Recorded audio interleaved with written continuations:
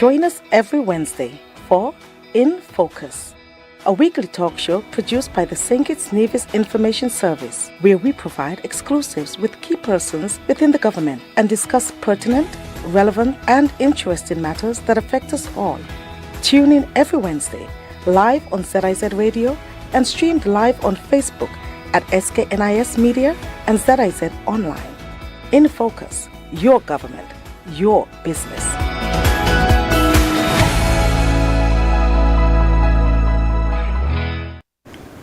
I'm Ian Richards, welcoming you to InFocus, a weekly program where we take a closer look at what's happening within and across the government of St. Kitts and Nevis, your government. In 1990, St. Kitts and Nevis joined the global community in committing to upholding the rights of every child, recognizing key rights such as the right to education, protection, identity, participation, and more in a safe, nurturing environment. It was a bold and vital step, and 35 years later, the government continues to build on that promise. Joining us today to discuss the anniversary of the Federation's ratification of the Convention of the Rights of the Child is Abdul Kader Mousse, UNICEF's new representative to the Eastern Caribbean. He'll share with us briefly about the impact of the convention. We're also joined by Azila Clark, Permanent Secretary in the Ministry of Social Development. She'll walk us through the impact of this convention on child development over the years and also share a bit later on the new school-based assistance program. Stay with us for InFocus, your government, your business.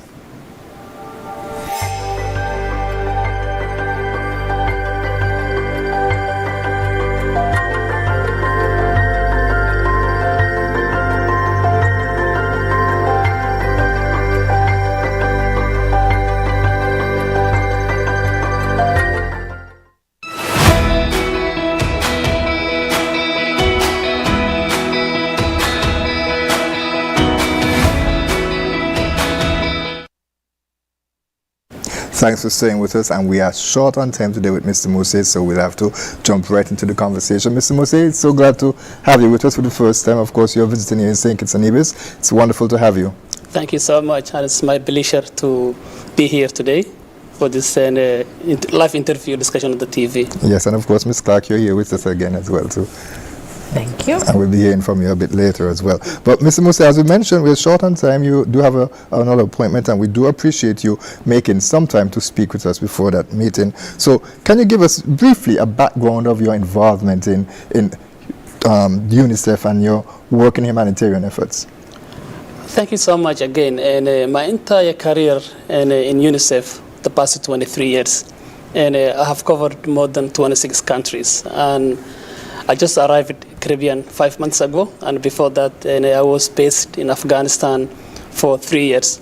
And before that, I was UNICEF Special Representative to the Libyan Arab Republic in North Africa. And I've covered from Latin America, Middle East, and West Africa, East Africa, and many countries in Asia, including Nepal and Indonesia. Mm-hmm. So I've gone through many complex humanitarian operation and also well as development. And I'm very delighted to be in the Caribbean, which is a different context, higher income, upper middle income country. But they also have their own challenge, climate challenge, youth violence, and some disparities. But let me say, there's also a lot of good things that are happening when it comes to the development of children's rights. Right. And with that difference in terms of the culture and the context with what's happening in the Caribbean, what are your expectations? What are you looking forward to? And how would you say your background in the past working with 26 countries would have helped to shape you for the challenge today?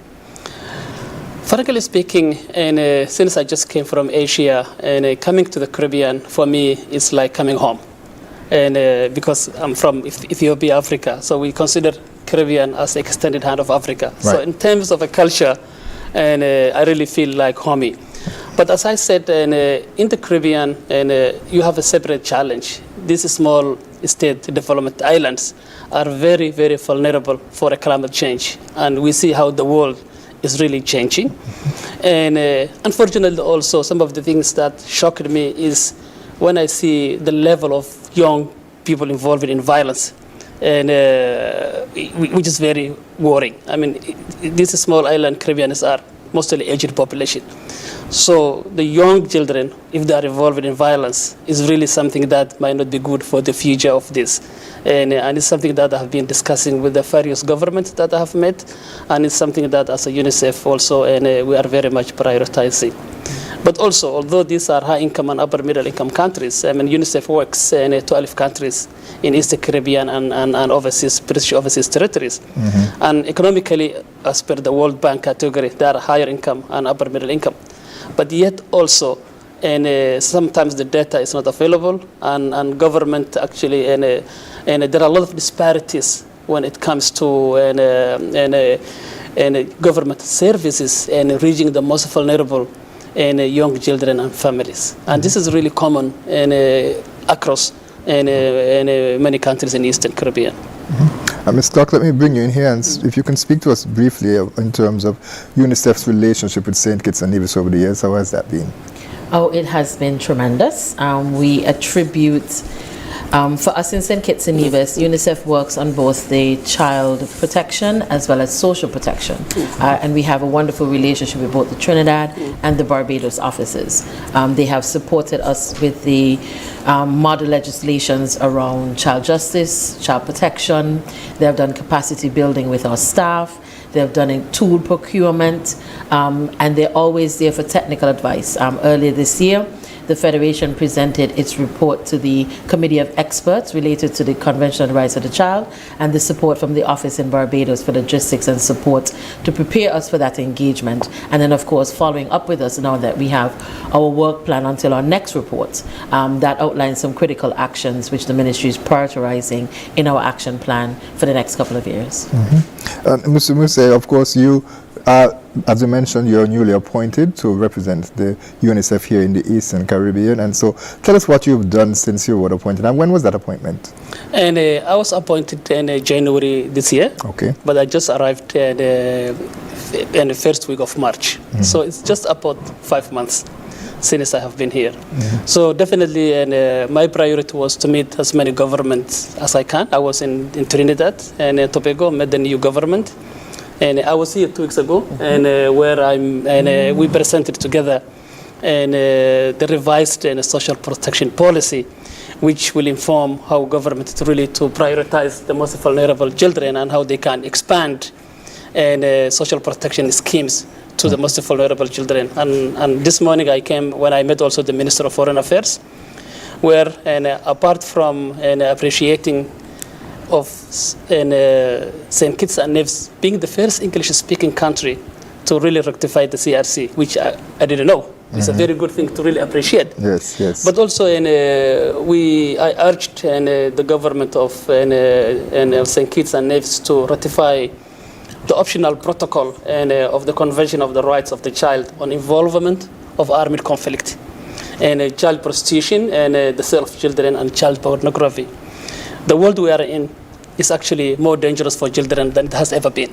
Very unfortunately, we know the changing global geopolitics, which actually puts the children at risk, and also it derails all the child right gains that the world has achieved in the past 3-4 decades. Mm-hmm. So it's the right time, really, this optional protocol is really very critical. And let me say, although East Caribbean countries are small nations, they have the same voice like everyone else in the United Nations. So we really rely and count all the Caribbean countries to speak up, raise their voice, and for the rights of children, for the climate change, and the active engagement of the youth for the global change. Mm-hmm. Yeah, and that's the same message, and I always discuss every government that I meet in Eastern Caribbean for the short time I'm here. Mm-hmm. Yeah. And your engagement with Dr. Douglas, how was that this morning? It was very good, very friendly, and it was good. And we also met the ambassador of Switzerland, the outgoing ambassador, and it was very good, interactive, and he committed actually to follow up the ratification of this optional protocol. But also I mentioned the social protection policy that has been submitted to the cabinet 2 weeks ago, and he promised that he will follow it up, and he demonstrated the commitment of the government to really continue collaborating with UNICEF when it comes to promoting children's rights. Yeah. Okay. Ms. Clark, perhaps you can just tell us a bit in terms of the importance of protecting children's rights here in St. Kitts and Nevis and how that has been over the years. Certainly. We acknowledge that when the issue of child rights arrived in the Federation, there was a misconception or miscommunication around it, as though it was creating conflict in the homes, that we were teaching children that they had all these rights. We're now transitioning, of course, to rights and responsibilities because there's that cultural background, but the cultural foundation. However, ultimately, because children by law are children, they are under the protection of others. But even within that protection, there is still the space for them to be heard. If we reintroduce the family dinner time at evenings, it's interesting to hear, always engage your children. How are you feeling? What did you go through? To keep a pulse. This young generation is very tech savvy.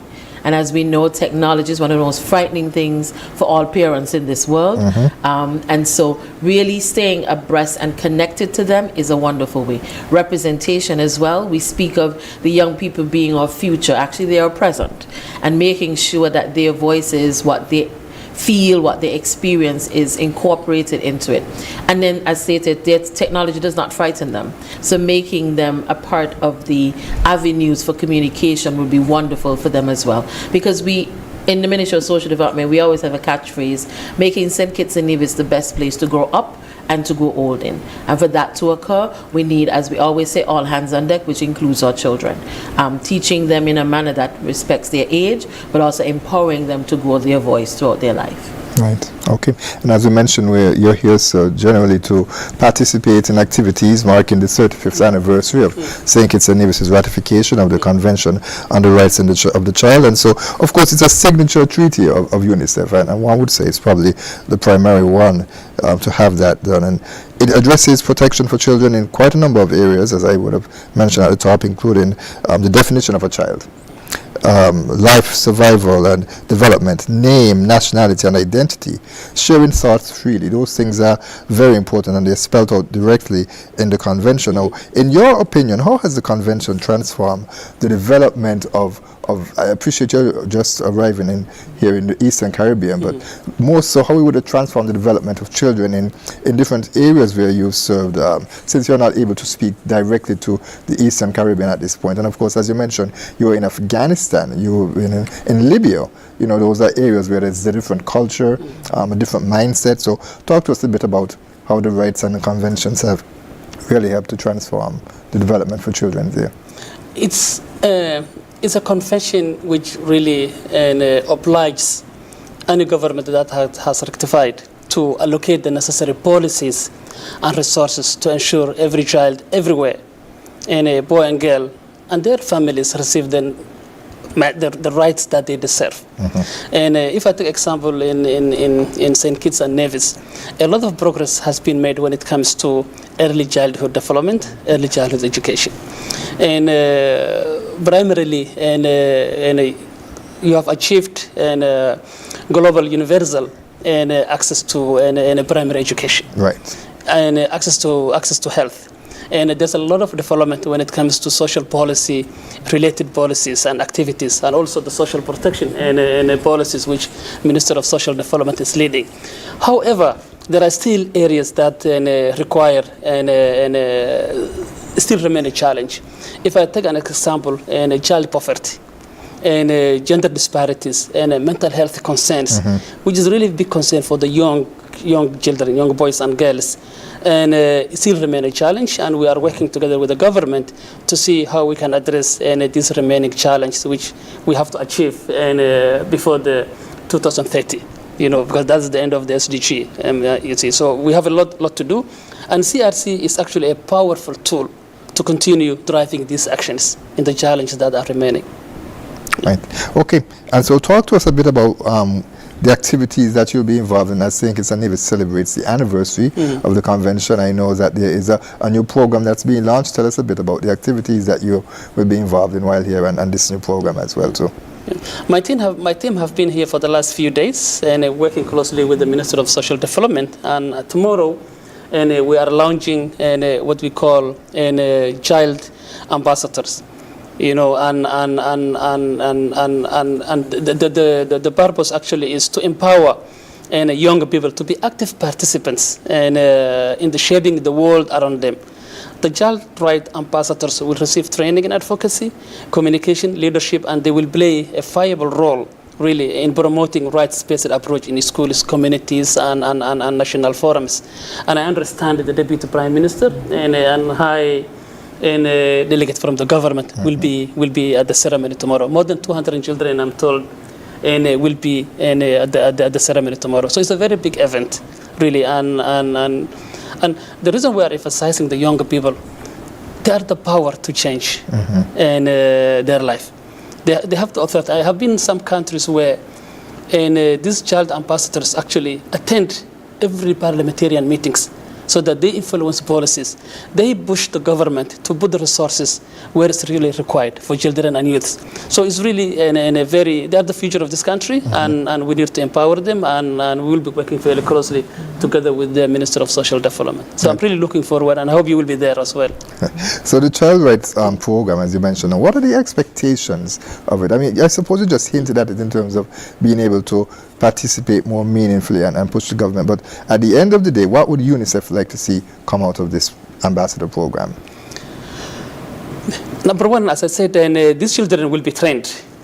They will have a proper training. They will engage policy makers, decision makers, and they will be trained how to engage with the communities and identify what are really the underlying causes that are affecting the children and youths. And as I said before, youths are really at risk in the Caribbean. And as you know, although the Caribbean is doing very good when it comes to primary education, and there is a gap and challenge when it comes to higher level in secondary school. Right. And that's why you find so many youths when they cannot complete high school, and when they don't have the necessary skills and to attract them into the work environment, definitely they go to the negative side of the society. That's right. So these child ambassadors, youth ambassadors are the ones to help the government and other development partners to identify what are the critical issues that are really affecting them and influence policies and that can change their life for the better. And of course, climate change, as you mentioned at the top, is something that is also very, very concerning. It is. And small island nations are at risk. I just attended a meeting and I opened actually a meeting yesterday with the Secretary General and Guterres on behalf of, and I'm also the OIC for the Resilience Coordinator for the UN. Okay. So the climate change was the big issue, and there's no region in the world that are more vulnerable than small island nations, you know, and Pacific, Caribbean, and some small islands in the Indian Ocean. And young people, again, can play a big role. And it's their future, you know, and if they don't have the viable world that they can survive and thrive, then themselves will be at risk. We don't want that to happen. This is the time we need to help them to act so that their future is safeguarded. All right. Mr. Mose, as we mentioned, you do have to run off to another meeting, so I'll give you an opportunity to make any final comments that you'd like to make. No, I really want to thank the government of St. Kitts and Nevis and our key partner, Minister of Social Development, and UNICEF is committed and to continue working with the government in the Caribbean. We are here to stay and deliver until we address all the gaps children and youths in these small island nations are really facing. It's a challenging time for the world, but being together, we can overcome the challenge that we are facing at the moment. All it needs is stay together, united together, and have a common vision to change the lives of young people in these small island nations. Thank you very much, Mr. Mose, and we certainly would be hoping to engage you a bit further in the future when you come back to St. Kitts and Nevis for a more extended discussion. Absolutely. All right. Thank you so much. Viewers and listeners, stay right there. We're going to take our first break. It will be a bit of an extended break so that Mr. Mose can exit the set. We're going to see some videos from UNICEF, and one of them, the second one in particular, I'd want you to pay particular attention to. It's about the role of parenting, which is very important, of course, as we talk about child rights and child protection. So stay right there. We'll be right back with more In Focus, and we'll continue our conversation with Ms. Clark. Unreasonable. It's how you have to be if you want to change things. Relentless. Tenacious. The world's children need people like that. People who see impossible as incentive to try harder. Who find one good reason to keep going in the face of 1,000 reasons to stop. So, shout out to the hardcore. Because big problems need big solutions from big game players. You know the type. The determined. The persistent. The unreasonable. UNICEF, in more than 190 countries and territories, we never give up until the rights of every child are protected. Are you with us? UNICEF, for every child. This is the arena where history is made. And inside he comes, that's what he wants to do! Oh, that is wonderful! She has performed superhuman feats. A world record indoors this winter just gone. But is she going to get there? Is she going to run out of track? No, she's not! It defies description. How about sensational? Ambitious, but brilliant! What's he going to do? Can you believe it? The wait is finally over! Oh, yes! Oh, they've done it! I cannot believe it! It's the Chanel! You are really seeing the most extraordinary finish! ¡Qué barbaridad! ¡Oh! Lo que acabamos de ver!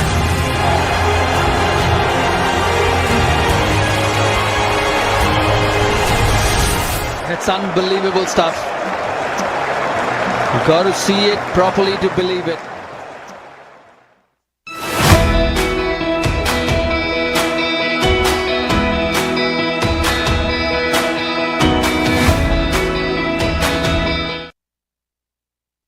Welcome back to In Focus, and thank you so much for staying with us. And as I mentioned, we'll be continuing our discussion with Ms. Clark, who is the Permanent Secretary within the Ministry of Social Development. So, Ms. Clark, let's pick up where we left off with Mr. Mousse and talk to us a bit about the Convention on the Rights of the Child. As we mentioned, it's, of course, the 35th anniversary being celebrated here in St. Kitts and Nevis. And can you share a bit of how you would have seen that convention? Because, of course, you've been in social development for quite a while. How that would have helped to transform our children and the rights protection here in St. Kitts and Nevis? Certainly. Legislatively, as indicated, through the OECS Commission with support from UNICEF, we have the new suite of family legislation that speaks to gender-neutral language when it comes to child maintenance. So it's the custodial parent versus the non-custodial parent, therefore providing some equity between fathers and mothers. We've seen work as it relates to, as the videos were showing, parenting. Giving tips about how to safeguard and protect. As you were speaking about, we have both policy as it relates to social protection, and of course the OECS Commission is working on a child protection policy. So then we have tool development, whether it be management information system, assessment tools. One of the areas that we distinctly suffer from in the region are specialists as it relates to children issues, so child psychiatry, child psychology, child counseling, those specific areas to be able to know how do you experience and explore the trauma of an 8-year-old child compared to an adult who can voice all emotions. And so with support of UNICEF and others grounded by the convention, it allows us to establish those systems, programs and services to ensure the implementation, the experience lived by children of the convention. Mm-hmm. And there are quite a number of rights that are outlined in the convention, and I think it was up to 54 of them, right? Of course, some of them would not necessarily fit into the context of St. Kitts and Nevis, for instance, and we thank God that we are a zone of peace. And so, of course, we are not having that conflict in terms of persons who are fighting against each other. Of course, there are some antisocial activity, but it's not in large scale in terms of army and civilian against the army or anything like that. And so we have to look at then the local context of these things, and one of the things that have been popping up as of late, I suppose, in terms of persons that we would have seen migrants fleeing from their countries and coming to other countries, and we've had some of that here in St. Kitts and Nevis. So where does the convention fall in helping us to shape the way that the government treats those children in particular? Yes. A child is a child irrespective of nationality, birth, and circumstance. And so the convention provides for us to provide equal treatment to all children. Now, treatment and access are two distinctly different things. And so, of course, we are still resources of all kind impacts that access. So while any child in St. Kitts and Nevis has equal access to education, it doesn't parlay into equal access and enrollment in public school. It just means that you get education, so there are private school options. Same thing with health and all the other provisions within that. So wherever there are children that might come to St. Kitts and Nevis with consent of their parents, and even we've seen some experiences of others, because we have a history of guardianship, so the aunt will come and the like. We do still see to the needs of the child within that, and to provide them access to all services and provisions, whether in the public or private sector. So, which rights of the child have seen the most progress here within St. Kitts and Nevis, and which areas still require greater focus and improvement? Certainly. Definitely education. As indicated, St. Kitts and Nevis, even prior to our signature, already had the declaration of free access to primary and secondary, and we just recently had the fees associated with tertiary level removed. Then we are talking about representation, the student council initiative in schools, providing them a voice within that regard. We also have seen provisions as it relates to healthcare. The Children Medical Fund that was recently established, so that children that need chronic overseas care, the parents can be supported in that regard. And then even before birth, we now also have the new program of the High-Risk Pregnancy Support Program. So whether they're in utero or born, there's a commitment to making sure that children can live out their lives. As the representative indicated, our challenge has to do with mental health work. Of course, working out those co-parenting issues, so really child's issues, majority parent issues, making sure that the convention states that everything is done on the best interest of the child. Where the child is able to voice, you must give the child a voice to do that. I know a voice is the hardest thing for us of African descent, because it is do as I say, not as I do. And so we are told to keep a child's place. But where there are issues involving children, we have to ask the child, what would you like to see? What would you want to experience? What would good look for you?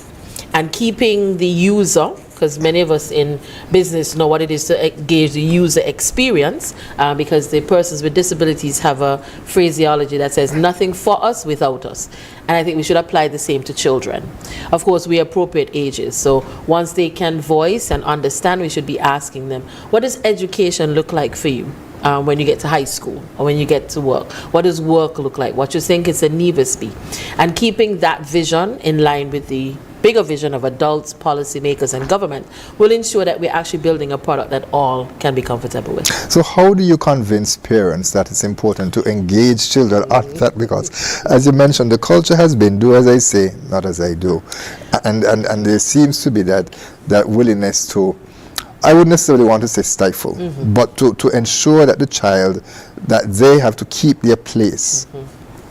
It continues to be the biggest challenge for this introduction, because as indicated, we're launching the Child Rights Ambassadors Program. And I had to assure parents, this is not about building contention in your home. I'm not sending back in a tyrant that will tell you, I have the right to privacy, I have the right for information, I have the right for a voice. It's about rights and responsibilities. And so we now have to work on the way that we engage with children, the way that we engage with their parents, to be able to provide that safe space. As I started earlier, end of the dinner conversations. How was your day? What was the highs? What were the lows? What we could be do differently?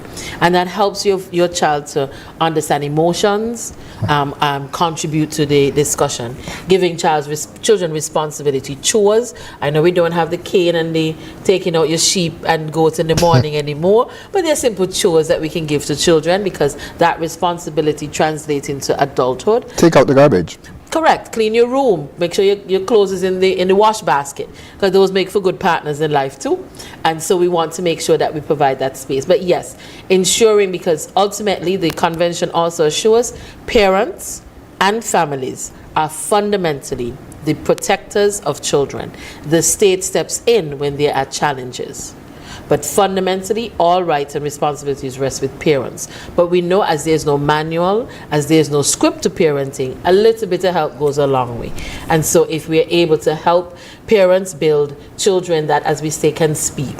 I'm a new parent myself, and I say to persons, I cannot fathom if a child is abused and cannot articulate that, because all of its life has been told, you have no voice, you have no say, you have no feelings, to then get the child to identify, speak on what happened, to be able to get justice for them.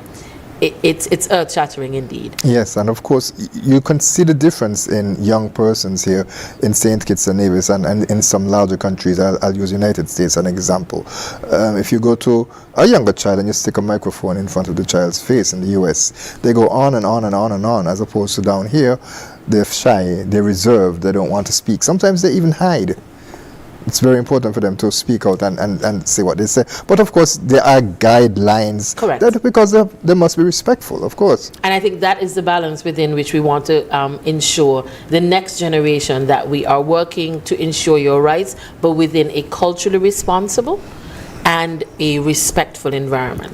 And that, to me, requires much greater conversation, because, again, children exist under the remit of parents. And so we've got to get the society to say, what does that respect look like? We've oftentimes heard, one of the things I looked forward to about being an adult was finally getting to hear all my good mornings, good afternoons, and good evenings that I've given out throughout my life as a child. But that's not the value anymore. I have to fight to get a good morning in the morning when you're walking to work or at business. And I'm like, okay, is this the new St. Kitts and Nevis, where children are not taught social graces and that you have to say it because the person is just an adult? But when I speak to young people, they're like, no, respect is earned, not automatically given.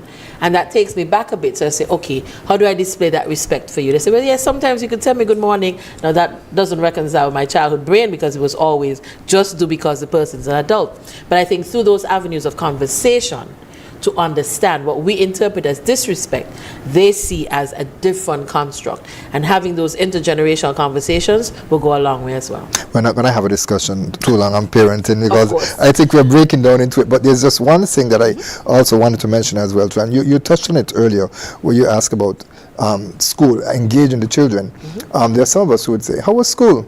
And they would say good or bad and just leave it there, rather than using the strategy to say, what did you learn today in school, or what happened today in school? That invites the conversation to take place. Yes, and again, as we stated, there's no guidebook, but those are some of the strategies to our public service announcement that we're going to give tips to parents, how to communicate in language, open-ended questions, questions that evoke a response, just to be able to know, because I'm sure the parents that are participating in the Child Rights Ambassadors program this morning have been calling me since 7:30 to ensure, is the bus on time? Is the boat on time? And I love that. And so we want to make sure that when they come home now, the first question is, what did you do today in the sessions with thing? What did they teach you? What did you like?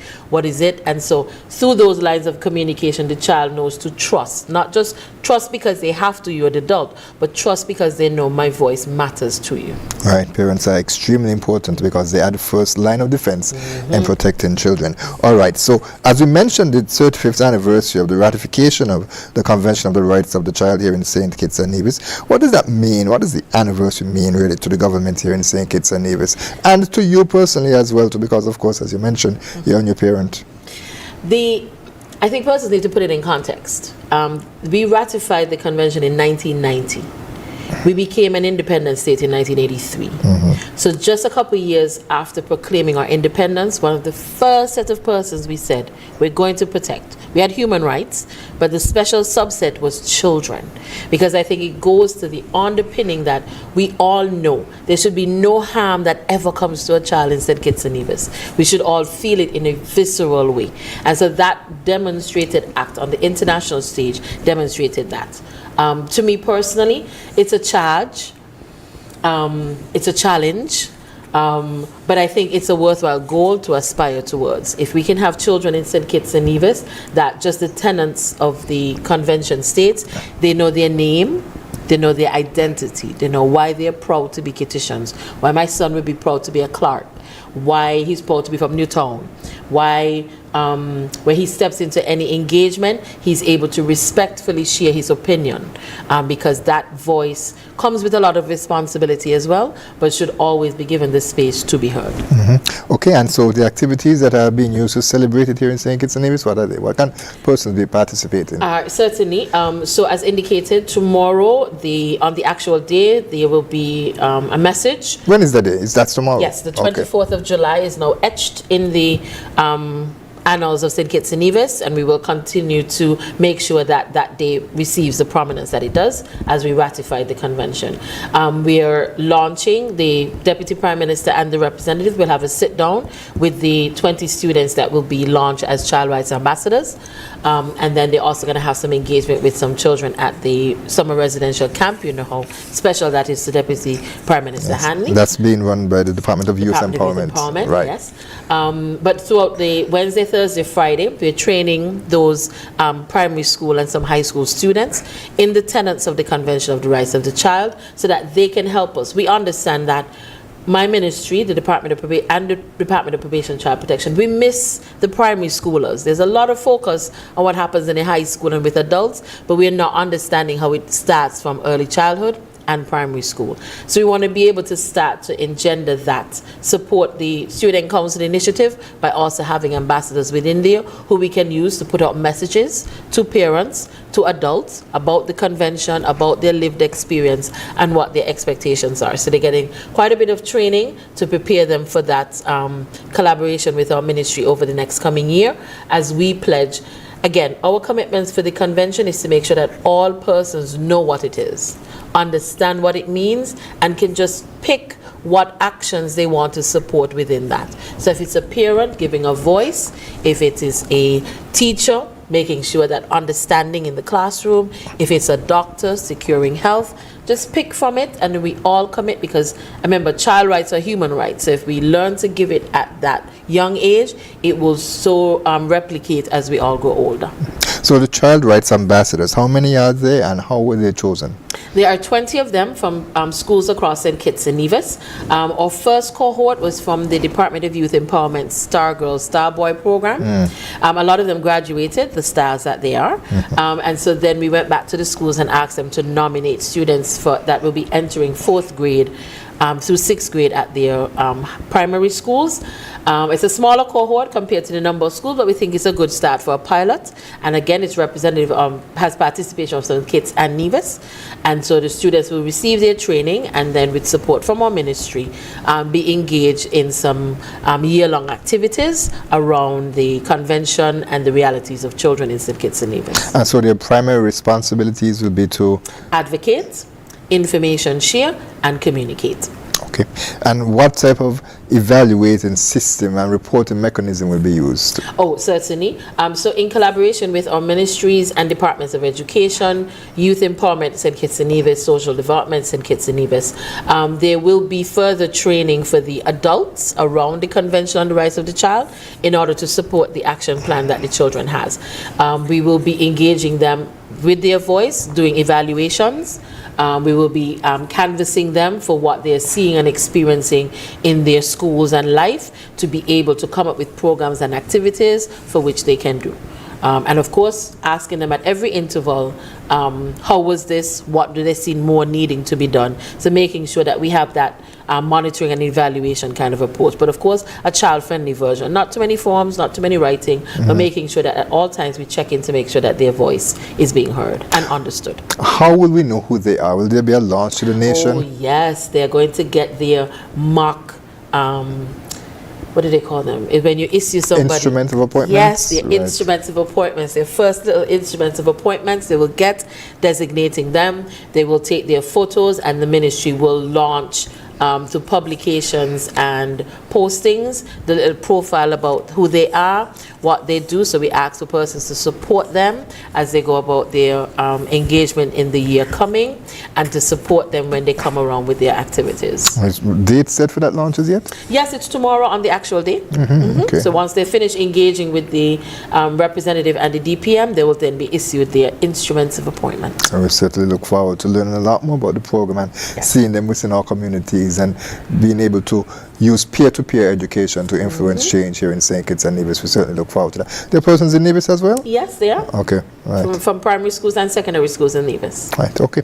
Good to know. We'll learn more about the program a bit later. So we're going to take a final break, Ms. Clark, and then when we come back, we're going to speak about the school-based assistant program that the ministry has. It's something new and exciting, and certainly we'd like to share a bit more with the public at that time. So we'll take our final break then. Stay right there. We'll be right back with more In Focus. If you haven't done it as yet, please do it today. Subscribe to our YouTube page at SKNIS Media for regular updates, live coverage, and even more information on your government. While you're at it, like, share, and interact with our Facebook and Instagram pages at SKNIS Media and SKNIS Info.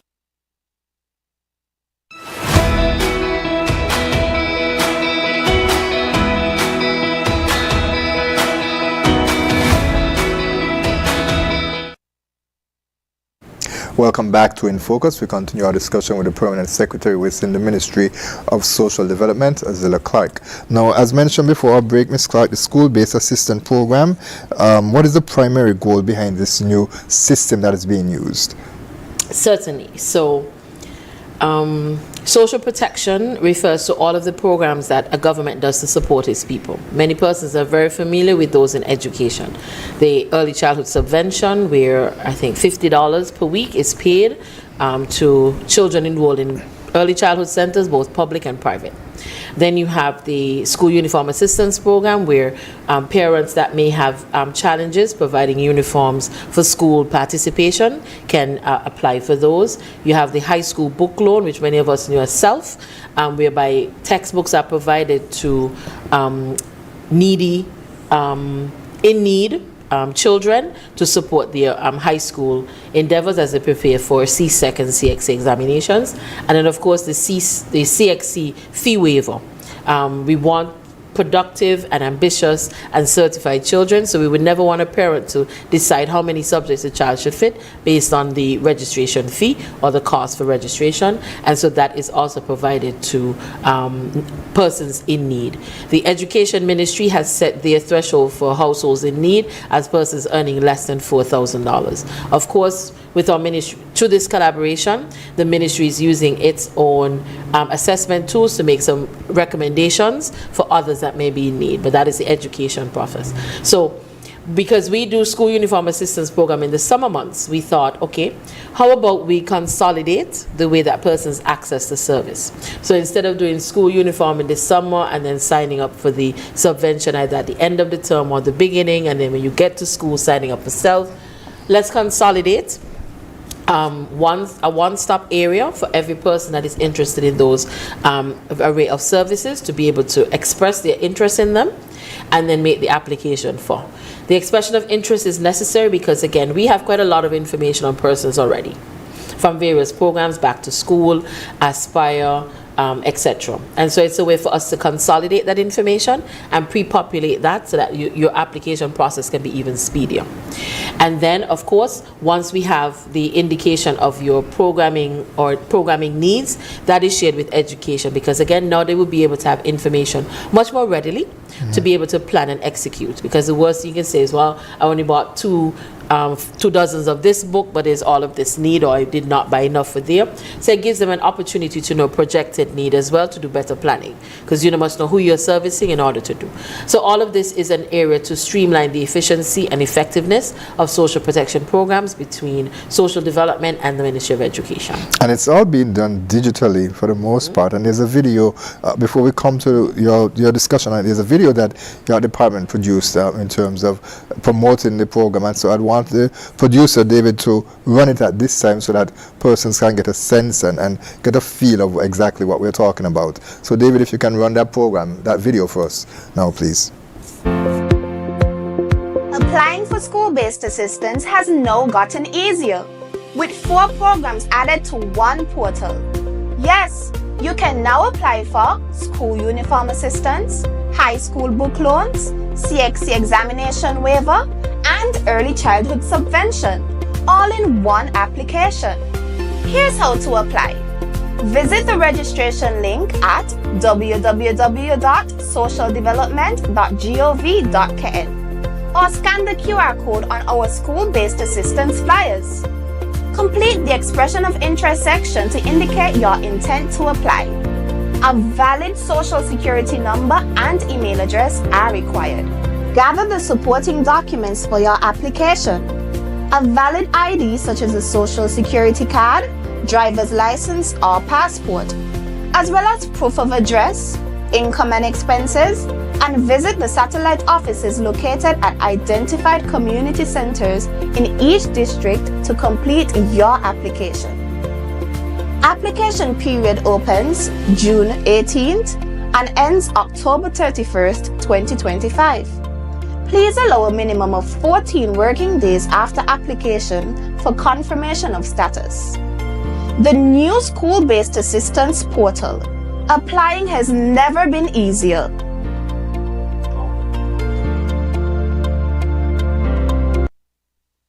Right, so Ms. Clark, tell us, as we looked at that video, and those who are watching, well, listen on radio, they would have heard it, of course, the use of technology. Why was it important to use this means now of having it done digitally as opposed to the traditional way?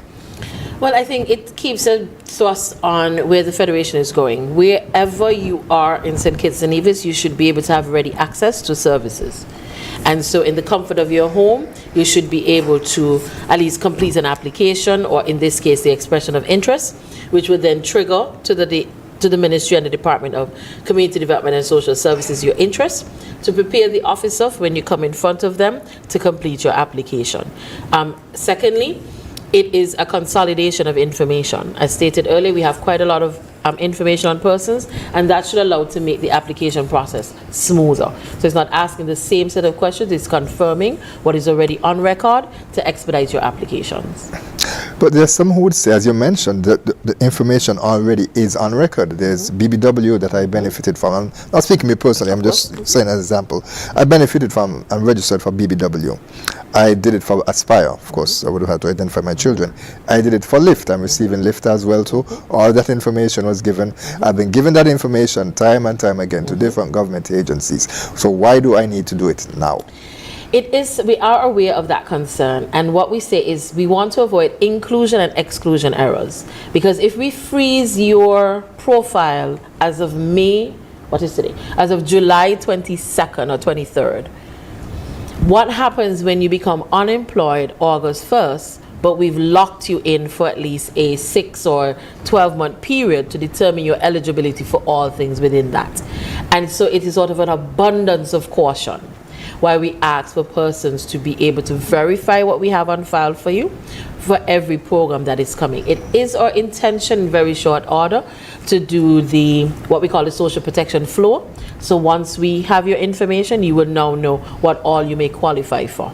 But as we build towards that, again, out of an abundance of caution to avoid inclusion and exclusion errors, we want to be able to verify persons for every program that they apply for right now.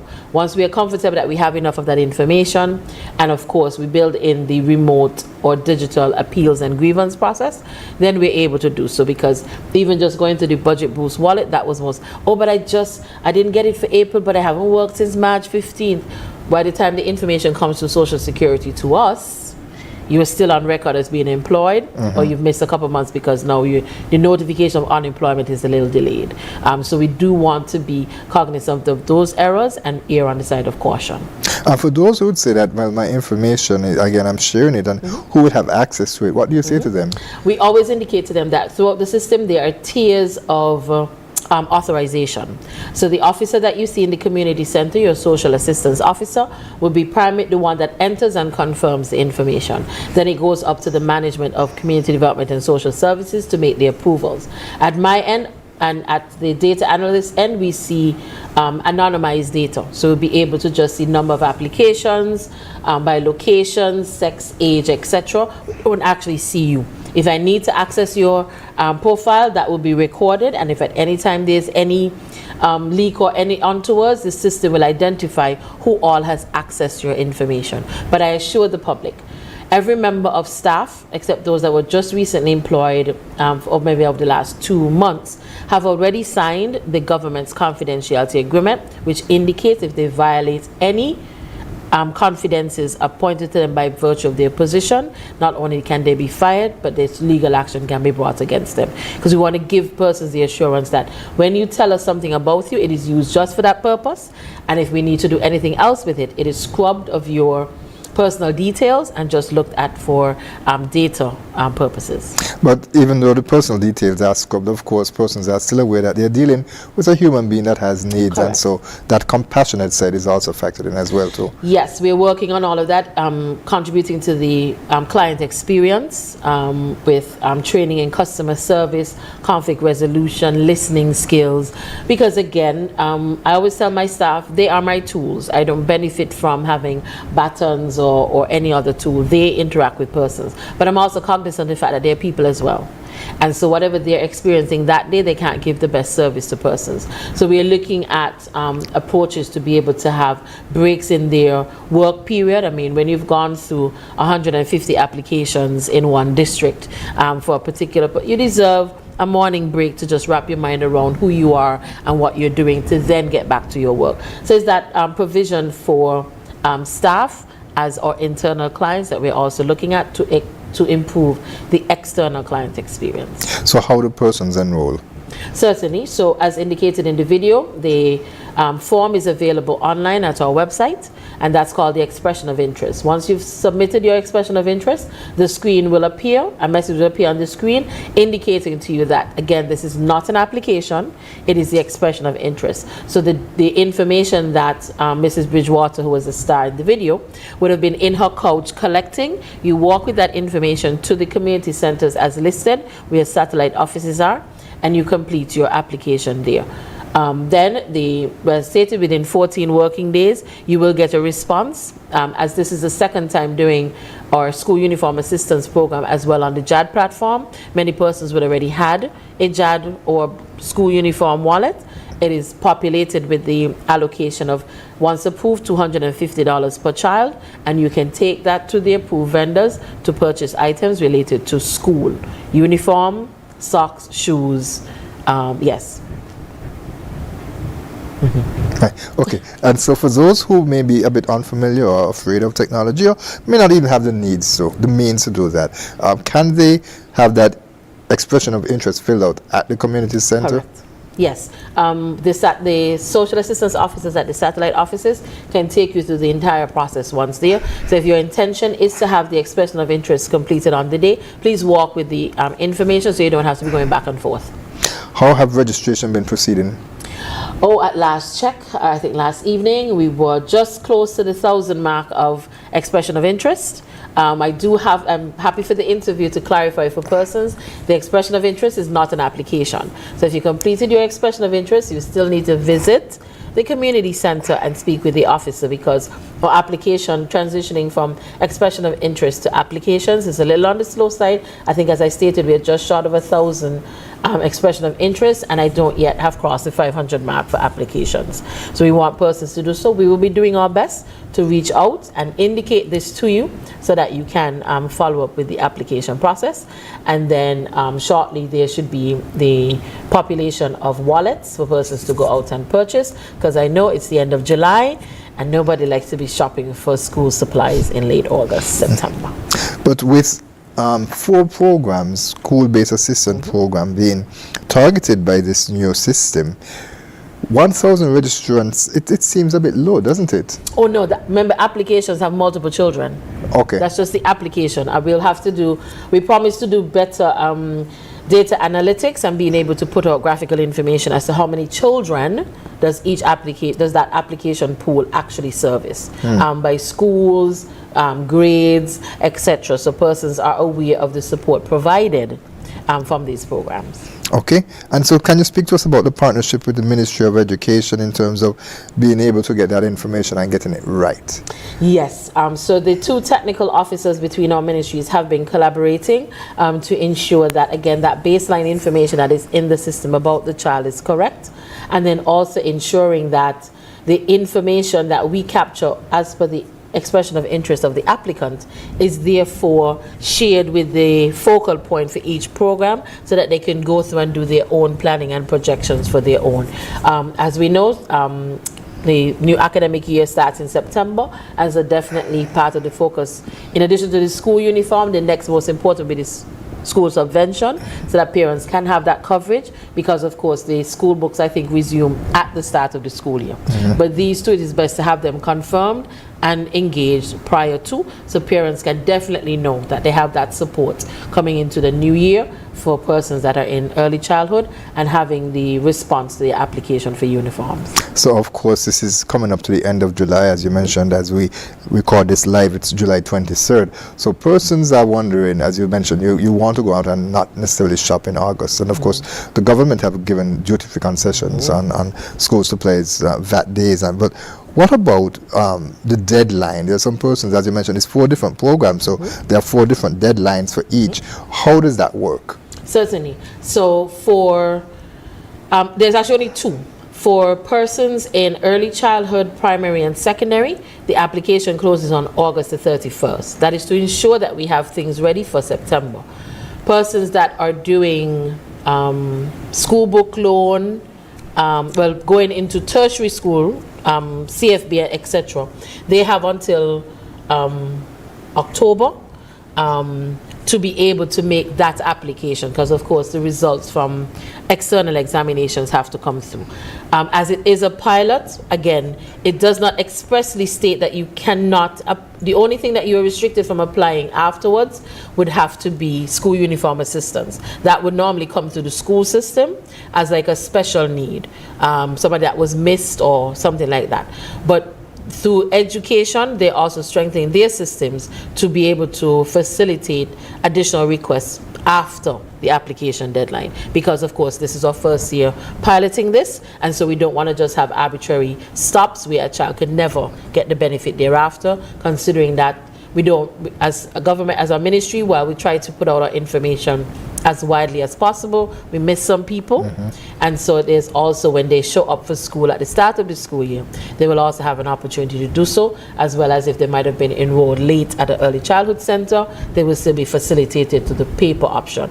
And then once we've met as a team and looked at how the system respond, we'll be able to then expand its reach as well as its access. Time is running away for our program, Ms. Clark, so I'll give you an opportunity to make any final comments, and also to share the website address so that persons can know where they can go and complete that expression of interest. Yes, the website address for the Ministry of Social Development and Gender Affairs is www.socialdevelopment.gov.kn, and right on the front page is the link for the expression of interest. I think I don't know if there'll be time at the end for that video to show again, where they have the QR code for persons to scan with their phones to be able to access.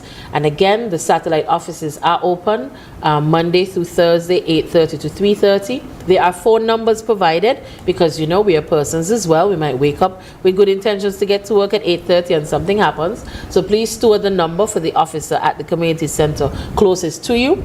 Give them a call, confirm that they're there, and then make your way down with your documents to be able to complete the application process. So final comments, anything you'd like to share? Yes, we celebrate with the Federation for being the first in the OECS to ratify the Convention on the Rights of the Child. While it might mean nothing to some, it is important for us because it's another demonstration of our commitment to children and the most vulnerable in St. Kitts and Nevis. And given the fact that the number of treaties and protocols that Mr. Moses shared, St. Kitts and Nevis continues to lead the way. Most definitely. Small, but Talawa. Thank you so very much, Ms. Clark. We'll have to leave it right there. We'd like to thank you, viewers and listeners, also for joining us for this edition of InFocus. We trust that you will join us next week at the same place, at the same time for another edition. Remember, it's your government, your business. I'm Ian Richards. Applying for school-based assistance has now gotten easier. with 4 programs added to one portal. Yes, you can now apply for school uniform assistance, high school book loans, CXC examination waiver, and early childhood subvention, all in one application. Here's how to apply. Visit the registration link at www.socialdevelopment.gov.kn or scan the QR code on our school-based assistance flyers. Complete the expression of interest section to indicate your intent to apply. A valid social security number and email address are required. Gather the supporting documents for your application. A valid ID such as a social security card, driver's license or passport, as well as proof of address, income and expenses, and visit the satellite offices located at identified community centers in each district to complete your application. Application period opens June 18th and ends October 31st, 2025. Please allow a minimum of 14 working days after application for confirmation of status. The new school-based assistance portal. Applying has never been easier.